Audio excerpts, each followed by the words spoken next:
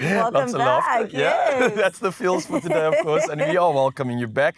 And I think it's a time to be honest. I think a lot of us, when we rolled up this morning, we're like, let's just do an extra brush on our teeth because someone's keeping us accountable this morning. Now, we want to know from you, before we even get into a good conversation, how good are you with your oral care routine? How good are you, by the way? You know what? I brush twice a day. Nice. There's a big conversation about mouthwash. Is it good for you? Is it not good for you? We'll confirm that. Floss twice a day. Probably should visit the doctor a little bit more, but dentists freak me out. Yeah, some people have some trauma. I think maybe that's childhood trauma. I think it's childhood trauma. But we're going to be maybe changing that sentiment. For now, though, we want you to weigh in this conversation. Drop us a voice note, come through, use that hashtag expressoshow.com, and let us know what your routine is all about. Maybe you've got some mouth hacks that we didn't even know about that we need to get on our list. So come through, Mzansi, share that with us, or maybe even if you don't have any routine, just share your big smile today, because we want to see you showing it off. And also have an opportunity for you to change that perspective of your dentist, especially if you went through some trauma when you were young. That's true. Listen,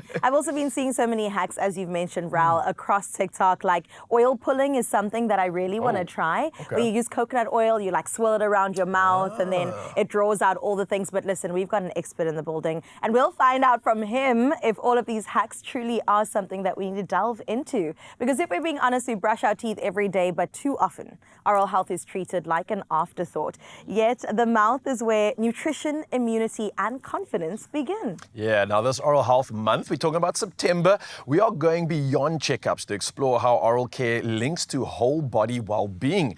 Now we're talking everything from hidden inflammation to lifestyle impact, and the signs often start between our lips. So joining us today, we have Dr. Alexander Abedin Rawani. Now he's known as Dr. Smile. Yeah, you know what I'm talking about. A cosmetic dentist and creative who makes oral health more human, more accessible, and definitely more fun. And can I say, the doc has been dressed to the nines all day. Yeah. How you doing, man? I'm great. Lovely to see you smiling. Listen, we smile all day, every day, Doc. Even more that you are here today. It is the last day of Oral Health Month, so it makes sense that you are here having this conversation. Want to round things up for everybody. This is what we're saying. But you guys gave such a beautiful intro. I don't know if I need to say anything Your work now. is done, you say.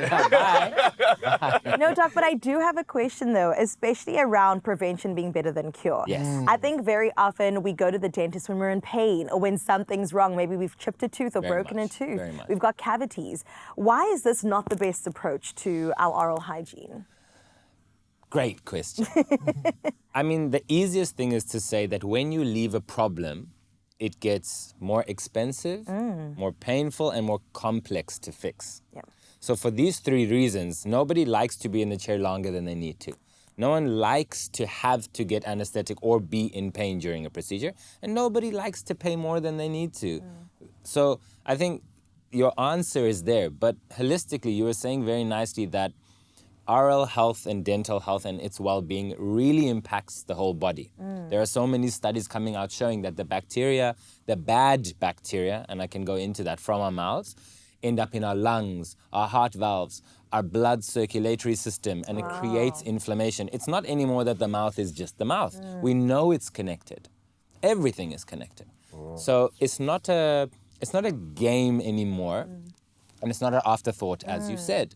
But the point is, if you leave a problem longer, that infection sits inside your mouth, which is inside your jaw, which is inside your head. And it's interesting. I say to patients, if they have an infection in here, I say, they might think, it's just a tooth infection. I say, yeah, but if I tell you have an infection in your head, is it more serious? Right. If I tell you have an infection in your bone of your jaw, is it more serious to you? Because we wouldn't stop if I said you had an infection in the bone of your finger. You would go and sort that out because you don't want to be without a finger, you know? So it's good that we sensitize South Africa, the audience, to the fact that this is connected to the rest of the body. And you can fix problems when they're very, very small, without injection, very, very quickly, very, very pain-free, very cheaply, if you get to it soon. So you speak about some of these issues, and are there like any signs that our mouth might be saying, hey, something's off here, like with regards to maybe immune system, our habits, I don't know, diet maybe even? Are there some signs where it's like, hey, hang on, bro, you need to sort this out? 100%. So for example, let's take a systemic condition like anemia. Yeah, we know about anemia. you can tell just by looking at the color of your gums and your tongue if you're anemic or not. Sure. This is one example. From a dental perspective, if you have a generalized sensitivity, you may be brushing too hard, but you may also be suffering from reflux. All right? Because you get acid reflux, it comes in your mouth, it affects the quality of your enamel, and it starts wearing away faster. So someone may be like, oh, my whole mouth is sensitive, not just one tooth here or one tooth here. And I feel that I've got a little bit of heartburn and so your mouth can show you that. Oh, actually, this is something you need to check. It goes without saying that we all know about bad breath, for example. But bad breath can come from your stomach, can come from your mouth, or come from your sinuses, for example. So you may have perfect oral health, but your breath smells, and you don't know why. And you're doing everything you can. You may have sinus infection. You may, again, have a stomach condition or reflux. So these are things that, okay, we can tell and we can rule out certain conditions. The obvious is, okay, you have a lot of plaque buildup and you get a lot of cavities.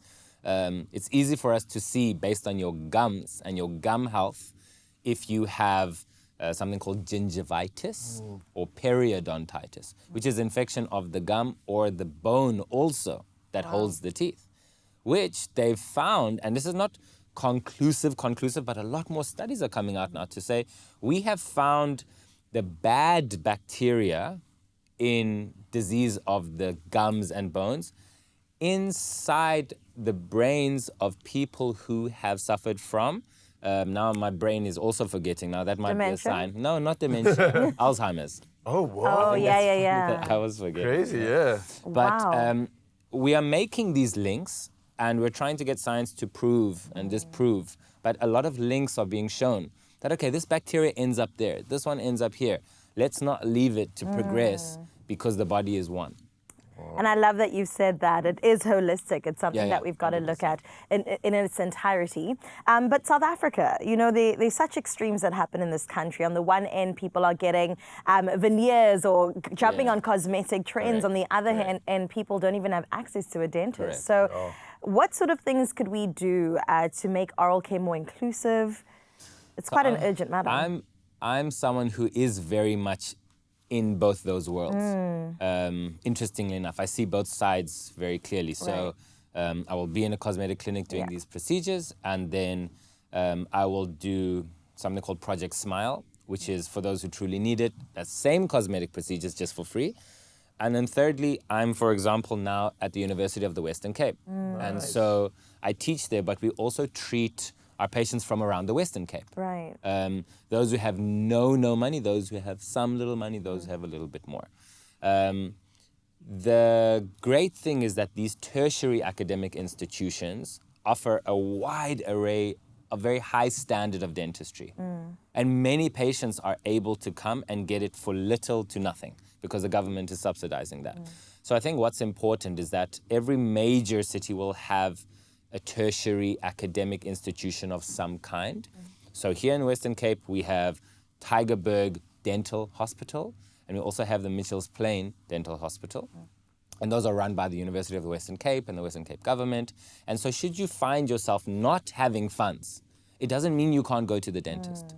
Come there, you can bring your ID, you can bring an affidavit saying you are unemployed, whatever be the case. You will be categorized into something that you can afford, and you can come and get great treatment from us. We will help you with our students, and you can get everything from a cleaning to whitening, to a crown, to a bridge, to a denture, to an extraction, to pediatric dentistry. Obviously, as soon as you go outside of main cities, there are clinics. They don't offer as wide of an array of treatment, but you can still get some treatment is better than nothing. Even if you have to get an extraction to get the infection out of your system, get your extraction. And then you can get a denture later. So it's not that you can't get dentistry, it just becomes harder. One thing I do appeal to the masses of dentists around our country is to open your doors once a week, once a month to a free case. Yeah. Even if it's a free filling, 2 free fillings. And I know many dentists doing this.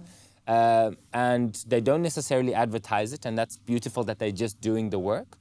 But those dentists who are not yet, if you can open your doors a little bit to helping someone in need for free, do so, because it will help a country a lot faster. I love that. I think that's like a call to action to all the dentists out there. Dr. Smiles calling you all out. It's time to give back. It's time to share your resources, especially with our country, because South Africa has a polarity when it comes to our incomes. But it's great to know that there are solutions, and this conversation's just getting heated up. We're going to give you nothing but the best just after this, so don't go anywhere. The best looking doctor in town is sticking on the couch and is about to serve you just after this. See you soon.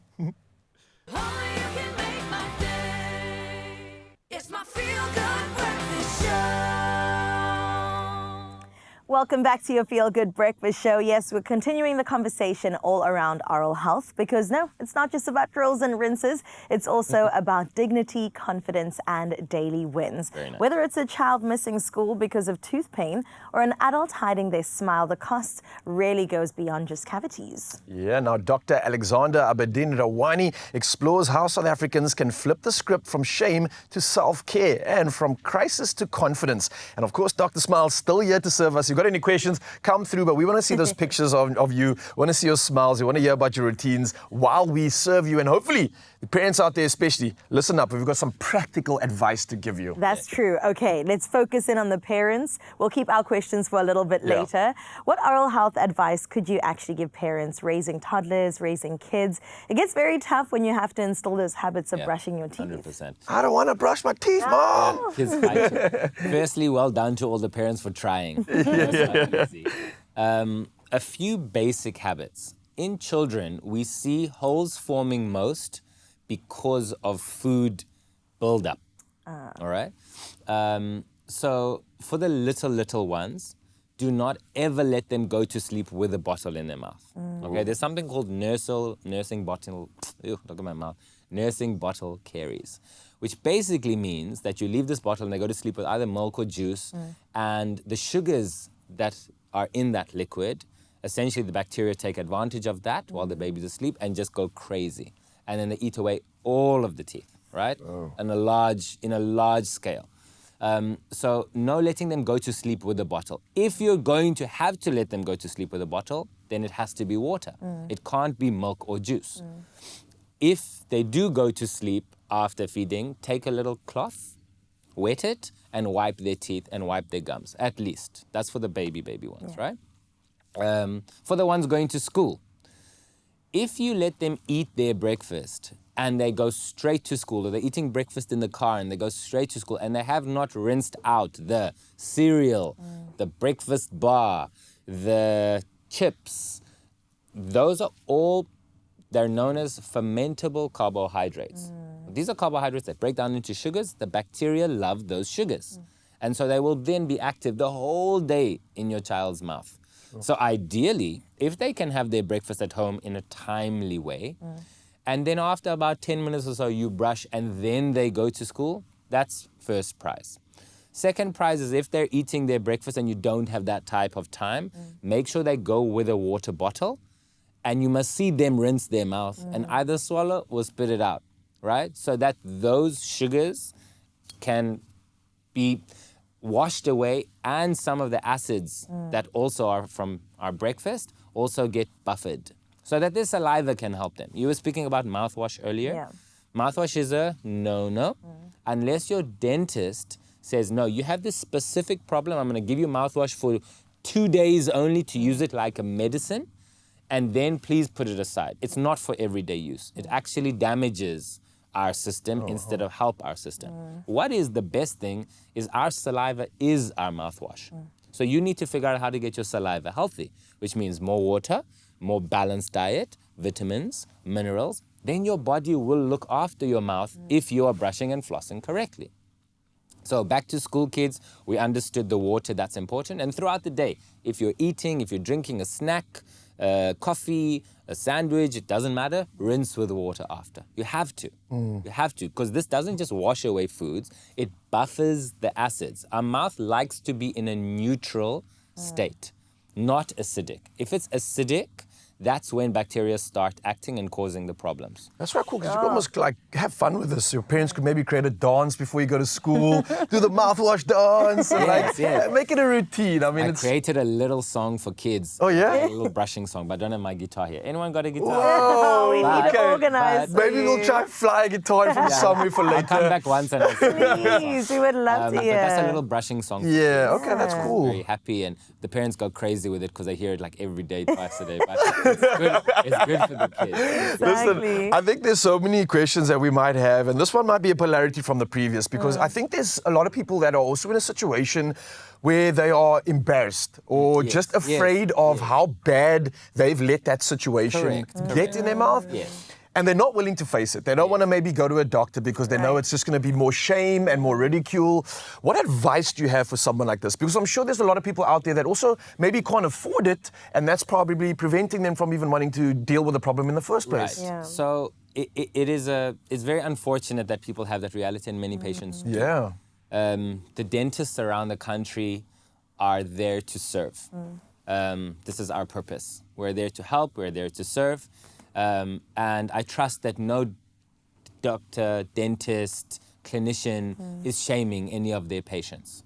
So that's one thing aside. And you're speaking on behalf of many dentists there, right? We trust that, that's what's happening. We know about clinics, tertiary clinics that you can go to, let's say if you don't have funds. But even if you have funds and you're embarrassed to go to the dentist, just use this episode as an opportunity to say, it is not worth that progressing and putting my whole body under pressure for one tooth. Even if I get a little bit embarrassed, it's okay. I've taken the first step towards sorting my problems out. And there is always a solution. There's no one who does that there's not a solution. We have a solution for every problem. And it's better you know what is the reality and then start working towards that than just staying away from it. Because then your reality is everything is going to come out and you're going to unfortunately have to be in dentures. And there are some good dentures and some bad dentures. But it does have an impact. You were speaking about quality of life. Not just from a dietary health perspective, but your confidence, your mental health, your emotional well-being, and links back to your physiological health. It's all linked. And it always has been. So if you're not feeling confident, well, then you're not going to take care of yourself, and then you're not going to eat well, and it's going to make you feel depressed, and then on and on and on and on and on. Whereas one little half an hour, 1 hour with the dentist to be able to use a little bit of their hand skills and materials can take away your insecurity that you've had for so many years. Right. And you're like, oh my gosh, I have a new life ahead of me. Sure. Let me try. And we work, we save for things that we want. Go and find out what it is that you want, because all you need to worry about now is the consultation. You don't have to worry about the treatment. Patients always DM me, how much are veneers? How much is a filling? You don't need to worry about how much is that. You need to worry about how much your consultation is. Or how to get to your consultation. Get to that, get all the information. Thereafter, you can start planning and saving, even if it takes you 20 years to do your ideal treatment. It's okay.